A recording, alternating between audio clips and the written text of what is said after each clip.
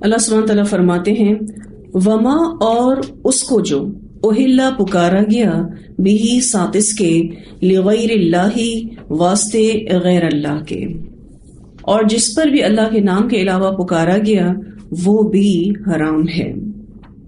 یہاں ماں کا آنا یہ واضح کرتا ہے کہ اس حرمت کا تعلق صرف ذبح سے ہی نہیں بلکہ ہر چیز جس پر اللہ کا نام نہ لیا جائے حرام ہے۔ یعنی صرف جانوروں کی بات نہیں ہو رہی، ہر طرح کا کھانا جس پر اللہ کا نام نہیں لیا گیا وہ ہم نہیں کھا سکتے، خواہ وہ کوئی سالن ہو یا روٹی ہو۔ تو اللہ کے سوا کسی اور کے نام پر ذبح کی ہوئی قربانی نہیں کھانی چاہیے، وہ حرام ہے۔ وہ اس لیے کہ جو کچھ بھی مخلوق بکری یا گائے سب اللہ نے بنائی ہے تو نام اور شکر بھی اسی کا ہوگا۔ اس کے علاوہ وہ تمام چیزیں بھی حرام ہیں جن پر غیر اللہ کا نام لیا جائے۔ اگر ہم کسی کی طرف سے قربانی کرتے ہیں تو وہ شرک نہیں، کیونکہ ان کو ثواب پہنچانا مقصد ہوتا ہے، تو اس میں کوئی حرج نہیں ہے۔ یہ ایک نیک عمل ہے جو سنت سے ثابت ہے۔ اللہ کے سوا کسی اور کے نام پر ذبح کرنے کی 4 صورتیں ہیں۔ پہلی صورت، اللہ کا نام ہی نہ لیا جائے بلکہ کسی اور کا نام لیا جائے۔ دوسری صورت، اللہ کے ساتھ کسی دوسرے کا نام بھی لیا جائے۔ تیسری صورت، اللہ کا نام لیا جائے لیکن نیت میں کسی اور کو خوش کرنا ہو، دل میں کوئی اور نام ہو۔ چوتھی صورت، کوئی نام ہی نہ لیا جائے۔ اللہ سبحانہ تعالیٰ فرماتے ہیں وما اہل بہ لغیر اللہ، اور اس کو جو پکارا گیا ساتھ اس کے واسطے غیر اللہ کے، یعنی وہ حرام ہے۔ ایک روایت آتی ہے رسول اللہ صلی اللہ علیہ وسلم نے فرمایا اللہ کی لعنت ہے اس شخص پر جو اللہ کے علاوہ کسی اور کے لیے ذبح کرے۔ اسے مسلم نے روایت کیا ہے۔ یعنی ایسے شخص پر اللہ کی لعنت آتی ہے جو ذبیحہ پر کسی اور کا نام لے۔ ایک اور روایت آتی ہے، سیدنا عبداللہ بن عمر رضی اللہ عنہما بیان کرتے ہیں کہ وحی نازل ہونے سے پہلے ایک دن بلداح کے نشیب میں رسول اللہ صلی اللہ علیہ وسلم کی ملاقات زید بن عامر بن نفیل سے ہوئی۔ رسول اللہ صلی اللہ علیہ وسلم کے سامنے ایک دسترخوان بچھایا گیا۔ زید نے اس میں سے کھانے سے انکار کر دیا کہ شاید قریش کی طرح یہ بھی بتوں کے نام کا ذبیحہ ہے، جبکہ ایسا نہیں تھا، اور اس نے دسترخوان بچھانے والوں سے کہا میں ان ذبیحوں کا کھانا نہیں کھاتا جو تم اپنے آستانوں پر ذبح کرتے ہو، اور نہ کوئی اور چیز کھاتا ہوں سوائے اس چیز کے جس پر اللہ کا نام لیا گیا ہو۔ اسے بخاری نے روایت کیا ہے۔ اس روایت پر اگر آپ تھوڑا سا غور کریں تو وحی نازل ہونے سے پہلے، یعنی نبی اکرم صلی اللہ علیہ وسلم ابھی نبی نہیں بنائے گئے تھے، ایک دن بلداح کے نشیب میں رسول اللہ صلی اللہ علیہ وسلم کی ملاقات زید بن عامر بن نفیل سے ہوئی۔ اب یہ جو صاحب تھے یہ نبوت سے پہلے ہی توحید پر تھے۔ رسول اللہ صلی اللہ علیہ وسلم کے سامنے ایک دسترخوان بچھایا گیا، باقاعدہ ایک اہتمام کیا گیا۔ زید نے کہا کہ میں اس کھانے سے انکار کرتا ہوں، میں یہ نہیں کھا سکتا۔ اور زید جو تھے ان کو یہ ڈاؤٹ تھا کہ قریش جو ذبیحہ کرتے ہیں، بتوں کے نام پر ذبیحہ کرتے ہیں، یہ بھی اسی طرح کی کوئی دعوت ہے۔ ان کو یہ ڈاؤٹ تھا کہ قریش کی طرح یہ بھی بتوں کے نام کا کوئی ذبیحہ ہے، جبکہ ایسا تھا نہیں۔ پھر زید نے باقاعدہ یہ بات سب کے سامنے کہی کہ میں ان ذبیحوں کا گوشت نہیں کھاتا جو تم آستانوں پر ذبح کرتے ہو، یعنی اپنا عقیدہ واضح کیا، اور نہ کوئی اور چیز کھاتا ہوں سوائے اس چیز کے جس پر اللہ کا نام لیا گیا ہو۔ ہاں، جس چیز پر اللہ کا نام لیا گیا میں وہ ضرور کھاؤں گا، لیکن اس کے علاوہ اگر کوئی چیز ہے تو میں نہیں کھاؤں گا۔ تو زید بن عمر بن نفیل جو ہیں بہت مشہور تھے اس اعتبار سے کہ وہ نبوت سے پہلے ہی، یعنی نبی اکرم صلی اللہ علیہ وسلم کی بعثت سے پہلے، جب رسول اللہ صلی اللہ علیہ وسلم نبی نہیں بنائے گئے تھے، اس سے پہلے ہی عقیدہ توحید پر تھے۔ ایک اور روایت آتی ہے، سیدنا ثابت بن ضحاک رضی اللہ تعالیٰ عنہ بیان کرتے ہیں کہ رسول اللہ صلی اللہ علیہ وسلم کے عہد میں ایک شخص نے بوانا نامی مقام پر ایک اونٹ ذبح کرنے کی نظر مانی کہ میں اس فلاں مقام پر ایک اونٹ ذبح کروں گا۔ پھر وہ رسول اللہ صلی اللہ علیہ وسلم کے پاس آیا اور کہا کہ میں نے بوانا کے مقام پر ایک اونٹ ذبح کرنے کی نظر مانی تھی، کیا میں اسے پورا کر سکتا ہوں؟ رسول اللہ صلی اللہ علیہ وسلم نے لوگوں سے پوچھا، کیا وہاں ایام جاہلیت کے بتوں میں سے کوئی بت تھا جس کی عبادت کی جاتی تھی؟ لوگوں نے کہا نہیں، یعنی ایسی کوئی بات نہیں ہے کہ وہاں کوئی بت تھا یا اس کی عبادت کی جاتی ہو۔ رسول اللہ صلی اللہ علیہ وسلم نے فرمایا، کیا وہاں کافروں کے میلوں میں سے کوئی میلہ تو نہیں لگتا تھا؟ یعنی ہسٹری میں کوئی ایسی بات تو موجود نہیں؟ لوگوں نے کہا نہیں۔ رسول اللہ صلی اللہ علیہ وسلم نے اس شخص سے فرمایا، اپنی نظر پوری کرو۔ اسے ابو داؤد نے روایت کیا ہے، یعنی اس نظر کو پوری کرنے میں کوئی شرکیہ عمل کی طرف ریکمنڈیشن نہیں ہو رہی تھی، یعنی اس سے کوئی شرکیہ عمل کا شائبہ بھی نہیں ہو رہا تھا، تو آپ صلی اللہ علیہ وسلم نے الاؤ کر دیا۔ تو اللہ کے نام کے علاوہ کوئی بھی چیز ہو وہ ہم نہیں کھا سکتے۔ اب آپ دیکھیے کہ یہ والی جو بات ہے، وما اہل بہ لغیر اللہ، یہ بات ان تمام حرام چیزوں کے ساتھ آئی ہے جس میں اللہ سبحانہ تعالیٰ فرماتے ہیں تمہارے اوپر ہم نے مردار کو حرام کیا ہے، ہم نے تم پر بہتے خون کو حرام کیا ہے، ہم نے تم پر خنزیر کے گوشت کو حرام کیا ہے۔ بالکل اسی طرح سے ہر اس چیز کو بھی ہم نے تم پر حرام کیا ہے جس پر غیر اللہ کا نام لیا گیا ہو۔ پھر اللہ سبحانہ تعالیٰ فرماتے ہیں فَمَنِ اضْطُرَّ، تو جو کوئی مجبور کیا گیا۔ اضطر کا لفظ ضاد اور را سے ہے، اس میں جو تواں ہے یہ شدت کو واضح کرنے کے لیے آئی ہے، مانا کسی کو ایسی چیز کی طرف لے جانا جس کی طرف لے جانے سے اس کو ناگواری ہو، کسی کو ایسی چیز کی طرف لے جانا جس کی طرف جانے سے اس کو ناگواری ہو، کراہت ہو۔ فَمَنِ اضْطُرَّ، تو جو کوئی مجبور کیا گیا، غیر باغن، نہ رغبت کرنے والا ہو۔ باغن کے لفظ کا معنی چاہنا، کسی حد سے آگے بڑھنے کی خواہش رکھنے والا۔ بغاوت کا لفظ بھی اسی سے ہے۔ ولا، اور نہ عادن، حد سے بڑھنے والا ہو، عادی ہو۔ فلا، تو نہیں، اثما، کوئی گناہ، علیہ، اس پر۔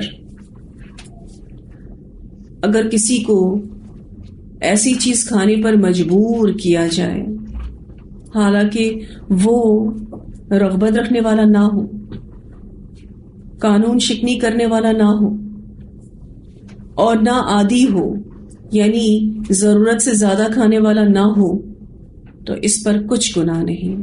ان اللہ، بے شک اللہ تعالی، غفور الرحیم، بخشنے والا ہے، مہربان ہے۔ اب اگر کسی کو واقعی بہت زیادہ مجبور کر دیا گیا ہو تو پھر وہ اس میں سے کھا لے تو وہ گناہگار نہیں ہوتا۔ لاچاری اور مجبوری کے لفظ استعمال ہوئے ہیں،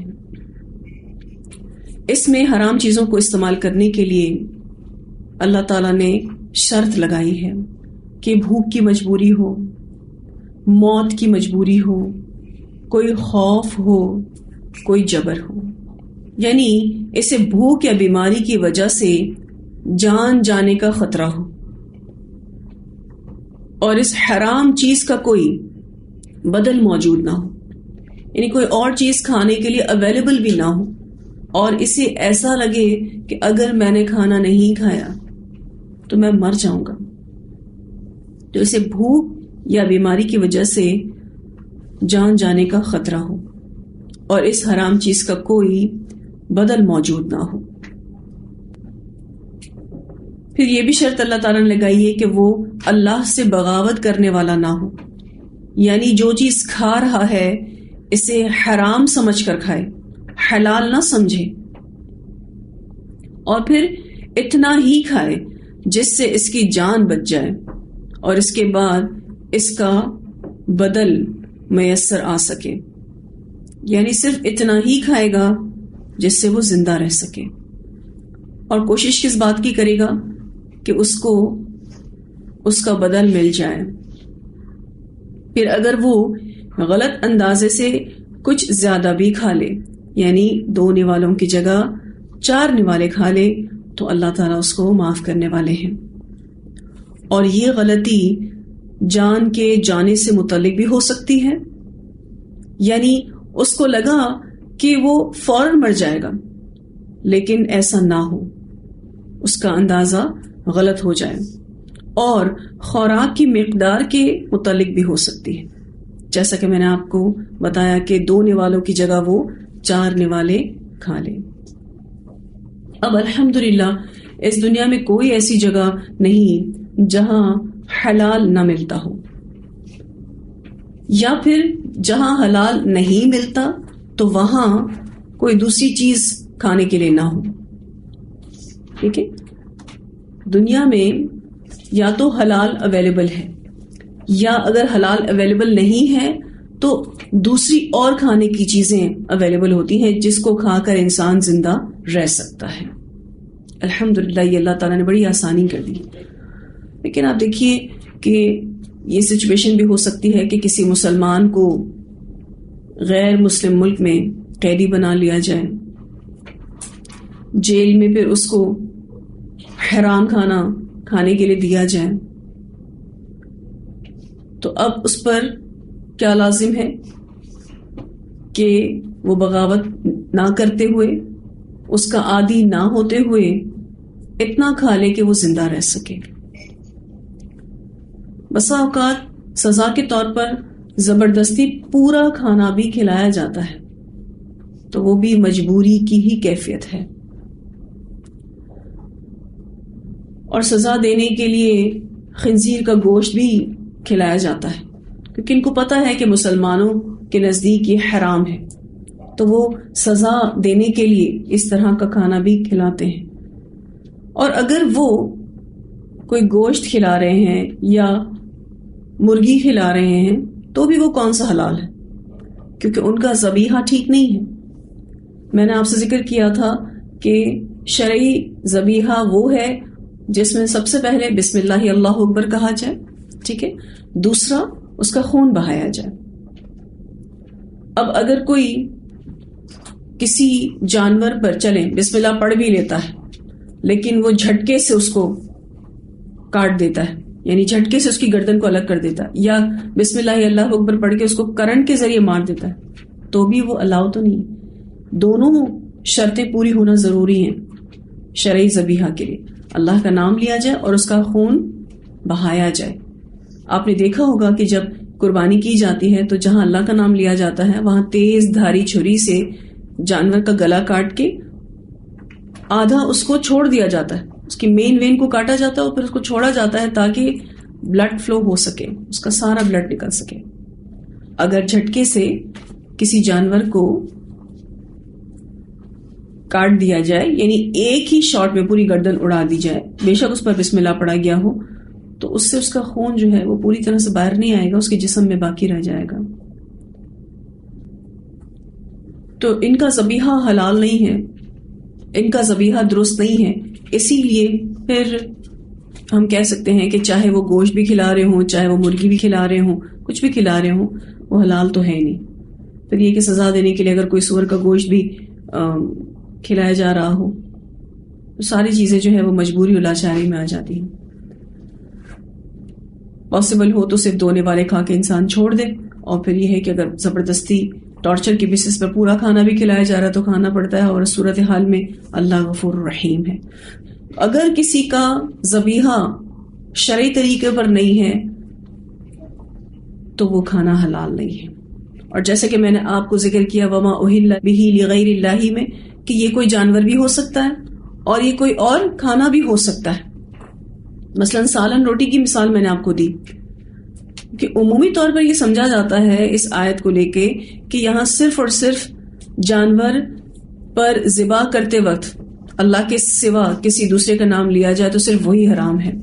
تو یہ تصور بالکل غلط ہے، کیونکہ قرآن پاک میں جانور کا ذکر نہیں آیا. اللہ سبحانہ تعالیٰ فرماتے وما اہل بہ لغیر اللہ، یعنی جو بھی چیز غیر اللہ کے لیے کی جائے تو وہ حرام ہے. اب آپ دیکھیں تو ہمارے یہاں بہت سارے مسکنسیپشنز کو لے کر ہیں. لوگ کہتے ہیں کہ جی اگر کسی نے ہمارے گھر کھانا بھیجا ہے اور وہ پتہ ہے ہمیں کہ وہ بدعتی کھانا ہے، اس کے ساتھ شرک کیا گیا ہے، اللہ کے علاوہ بھی کسی اور کا نام لیا گیا ہے، سب پتہ ہوتا ہے، کہتے ہیں بسم اللہ پڑھ کے کھا لو، یہ سب کچھ ضائع کر دو گے؟ تو چاول ہے، روٹی ہے، کھیر ہے، شربت ہے، مٹھائی ہے، سب ضائع کر دیں.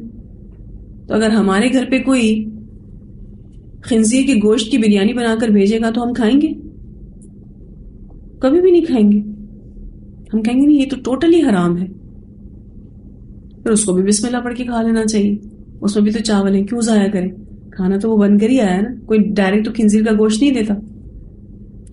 تو جتنا کانسیپٹ ہمارا خنزیر کے لیے کلیئر ہے نا، بالکل اسی طرح سے غیر اللہ کے نیاز کے لیے بھی کلیئر ہونا چاہیے. بے شک جانوروں کو ڈال دیں، کیونکہ جانوروں پر کوئی حرام حلال کی پابندی نہیں.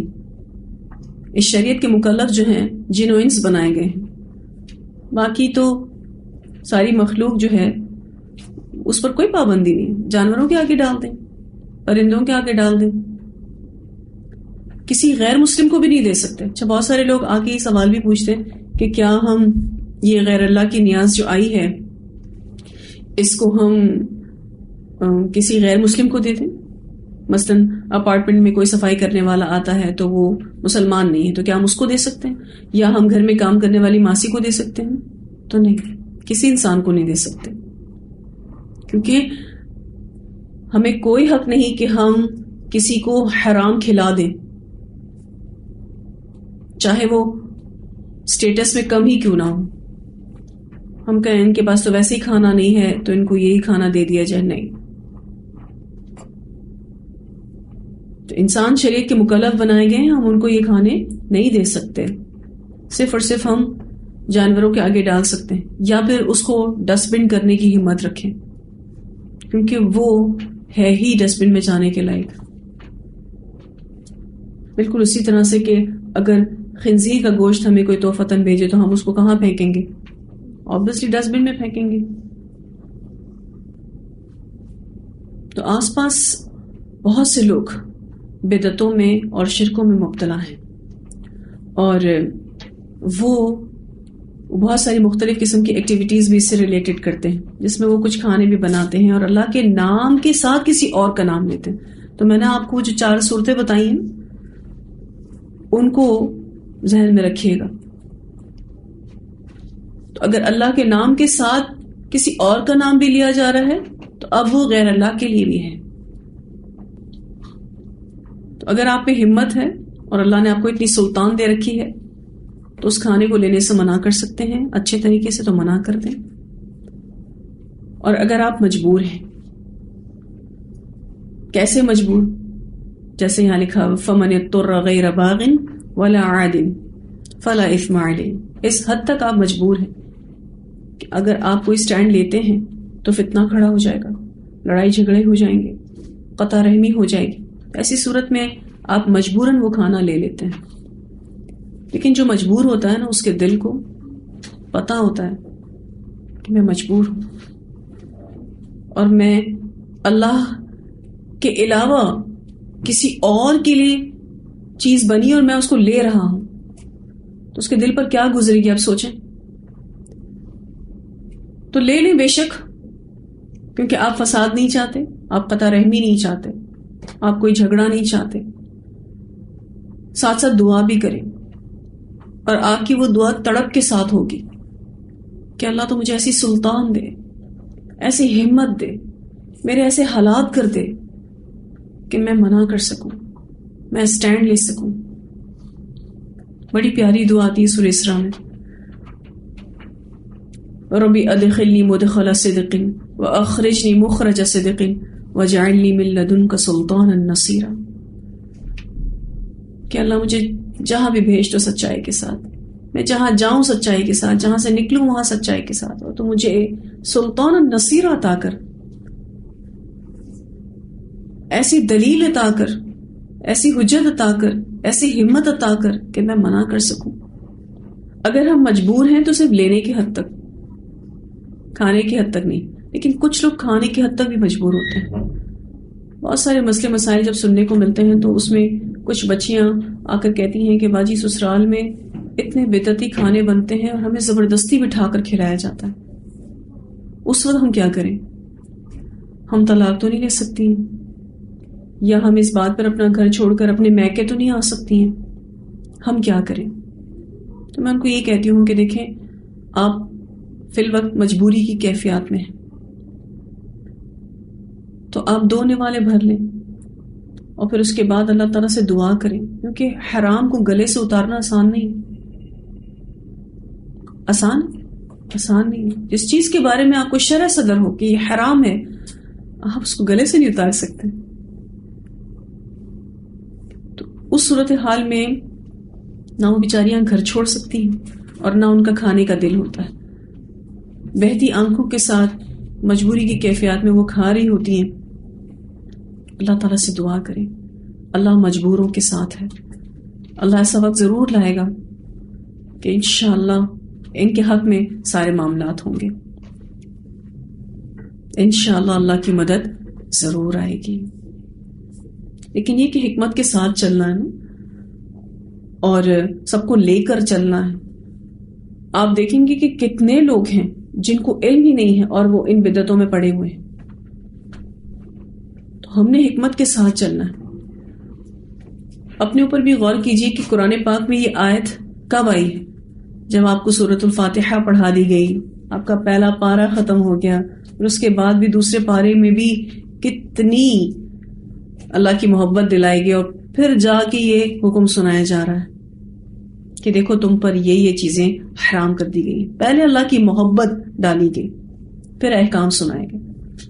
اب کسی ایسے شخص کو ہم یہ بتائیں گے کہ جی یہ تو سب حرام ہے اور آپ جو سب لوگ کھاتے ہو یہ سب کچھ حرام ہے، اور تو انہوں نے تو بے پر جانا ہے.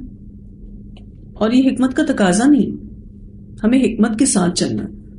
جیسے اللہ تعالیٰ نے ہمیں یہ علم دیا گریجولی، ویسے ہمیں لوگوں کو بھی یہ علم دینا ہے. حکمت کے ساتھ، محبت کے ساتھ لوگوں کو یہ بتانا ہے انشاءاللہ تعالیٰ.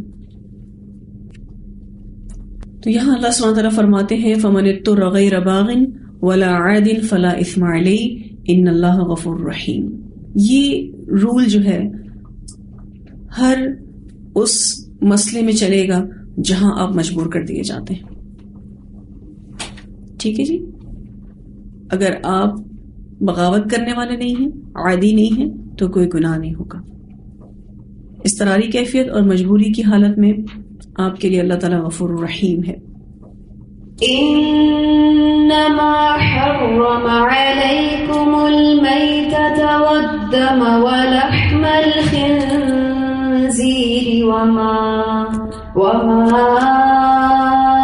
أهل به لغير الله